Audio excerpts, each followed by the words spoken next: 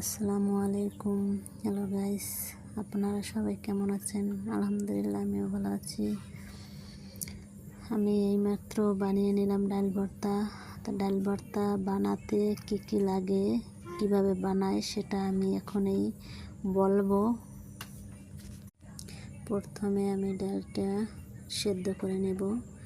তা আমি সহজভাবে সেদ্ধ করলাম, পলিথিনে দিয়ে ভাতের ভিতরে দিলাম। আপনারা ইচ্ছা করলে কড়াইতে সেদ্ধ করতে পারবেন, ঠিক আছে? তাই আমি ভাতের ভিতরে দিয়ে দিলাম। জাস্ট 10 মিনিটের জন্য ভাতের ভিতরে দিয়ে সেদ্ধ করে নেব।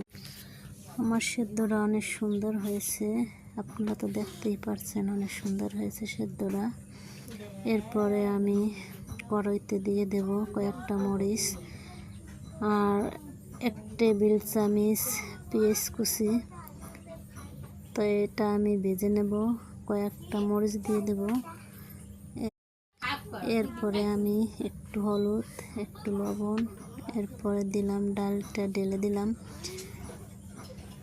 এরপরে শুকনো মরিচটা দিয়ে দিলাম। অবশ্য কিছুক্ষণ ভেজে নেবেন। ভেজে নেওয়ার পরেই এভাবে কিছুক্ষণ নাড়াচাড়া দিয়ে নেবেন। নাড়াচাড়া দেওয়ার পরে আমার ভর্তাটা হয়ে গেল। তাই দেখেন তো ভর্তাটা কেমন হয়েছে। যদি ভালো লাগে একটা কমেন্ট করে যাবেন, ঠিক আছে? সবাই দোয়া করবেন আমি যেন নতুন নতুন ভিডিও আপনাদের মাঝে দিতে পারি।